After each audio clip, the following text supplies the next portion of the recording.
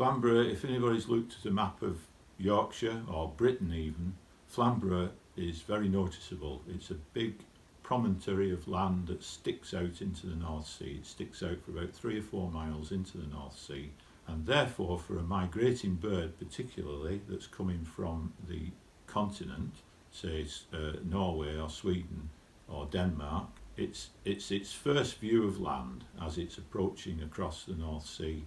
Therefore it heads, often they're very tired, they've used up a lot of fat resource in the body, and all they want to do is make landfall so that they can then quickly get into the bushes and start feeding and resting.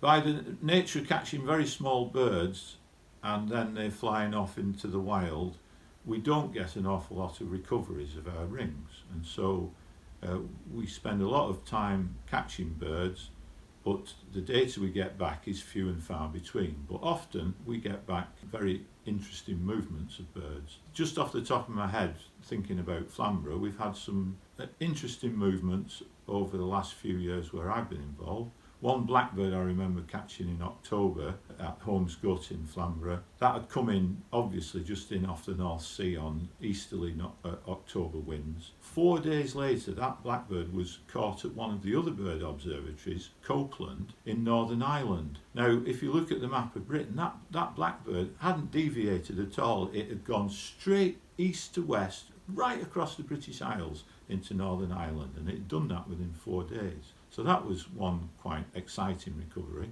And talking about bird observatories, the next one was a lesser whitethroat, which we caught in early October or late September at Flamborough. Again, a migrant bird, but a warbler that's a little bit late there. It's probably come from Scandinavia. And that was recovered in Cape Clear, which is a bird observatory, the most southwesterly bird observatory in Britain, on the absolute extreme southwest coast of Ireland.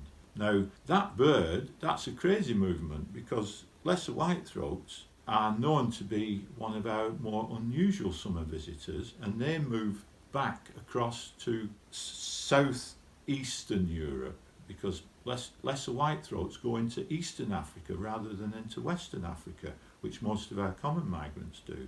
So that bird should have been heading off towards sort of across the centre of Europe, down into the foot of Italy, and across into places like Egypt or Libya. But instead it had gone completely southwest into the extreme west of Ireland. So where's that bird going to end up? But yes, there's plenty of interesting odd recoveries, and that's one of the excitements of bird ringing from a personal point of view. It's always nice to get one of your birds back, and particularly if it's got a bit of an unusual story to tell. At Flamborough, the people that we have involved in the ringing could always be more. We're always looking for more ringers. We have a team of 3 or 4 A ringers who are active, and that's the sort of top tier of the ringing licensing. And then we have about 3 C ringers who can work on their own, but they're not necessarily going to have trainees with them to look after. But altogether, with trainers, A ringers, C ringers, and then the trainees, we can call upon probably 15, 16 people. We ring at various different sites on Flamborough. The only one where we've got, shall we say, facilities is at South Landing, because owing to the generosity of the Yorkshire Wildlife Trust, we have a room there that we use as a ringing room, and we can also store equipment there. And so South Landing at Flamborough, that's our main operational ringing site, and we put about 10 nets up there, or 10 to 14 nets on a good day, if we've got enough manpower. We also ring now on the camp at Thornick Bay.